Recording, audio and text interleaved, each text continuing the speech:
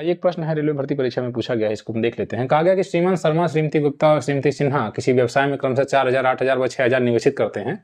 6 महीने बाद शर्मा व्यवसाय छोड़ देते हैं, 8 महीने बाद 34,000 का लाभ हुआ, तो श्रीमान गुप्ता का हिस्सा कितना है? इस प्रकार के सवाल को लगाते समय आप दो चीजों पर ध्यान दिया करिए। पहला, कितनी राशि लगाई जा रही है, इन्वेस्ट कितना किया जा रहा है। दूसरा, कितने समय के लिए इन्वेस्ट किया जा रहा है। उसके बाद जो लाभ या हानि होगा वो इन्हीं दो फैक्टर्स पर काम करता है। जैसे आइए हम सवाल को देखें। शर्मा है, गुप्ता है और सिन्हा है, 3 लोग हैं। अब इनके द्वारा देखिए 4,000 रुपये लगाया गया, शर्मा के द्वारा, और गुप्ता के द्वारा 8,000 और सिन्हा के द्वारा 6,000। अब ये काम कितने समय के लिए हुआ? तो कहेंगे सर 6 महीने बाद देखिए शर्मा व्यवसाय छोड़ देते और 8 महीने बाद 34,000 का लाभ हुआ।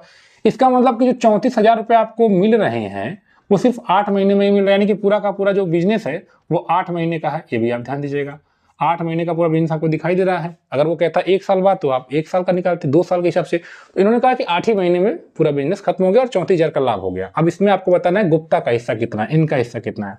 तो मैंने आपको बताया कि 2 चीजें काम करती हैं, एक तो राशि कितना इन्वेस्ट किया, दूसरा समय कितने के समय के लिए किया। अब देखिए पहले ये कहा गया है कि 6 महीने बाद शर्मा व्यवसाय छोड़ देते हैं, तो इसका मतलब ये 6 महीने तक ही काम करते हैं, उसके बाद अपना व्यवसाय छोड़ देते हैं। तो इनको जो फायदा मिलेगा वो 6 महीने के हिसाब से मिलेगा। आप इस बात को समझ पाए। 8 महीने का बिजनेस है लेकिन उन्होंने 6 महीने तक ही यह काम किया, इसलिए इनका जो यहाँ पर हम 6 से मल्टीप्लाई करेंगे।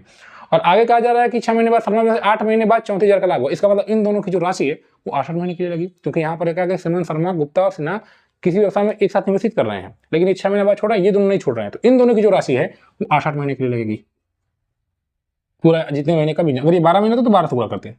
अब इसका रेशियो आप निकाल लीजिए, आसान है। देखिए 8 से 8 को काट दीजिए और ये 40 का 4,000 काट दीजिए, 8 5 40, डबल जीरो हो जाएगा। ठीक है, उसके बाद दोनों जीरो काट दीजिए, 2 जीरो 2 जीरो 2 जीरो काट दीजिए।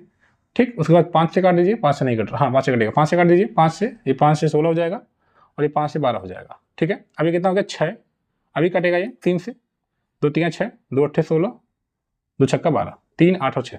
आप इस बात को समझ, 2 3 6, 2 8 16, 2 छक्का 12, 3 8 और 6 का अनुपात है। अब जो लाभ है वो भी इसी अनुपात में बटेगा। तो अब देखिए 8 6 14, 14 3 17, एक्चुअली टोटल 17 यूनिट का यहाँ पर हम देख रहे हैं बंटवारा हो रहा है। तो हकीकत में तो 34,000 बांटना है और आपसे पूछा है 8 यूनिट का। तो सर अगर 17 34,000 को बता रहा है तो 1 यूनिट किसको बताएगा? सर 1 यूनिट 2,000 को बताएगा, क्योंकि हमारे पास 3 8 और 6 कुल मिलाकर 8 से 14 3 17 यूनिट हो रहा है बांटने को, अगर तीनों को बांटे तो बिजनेस के हिसाब से।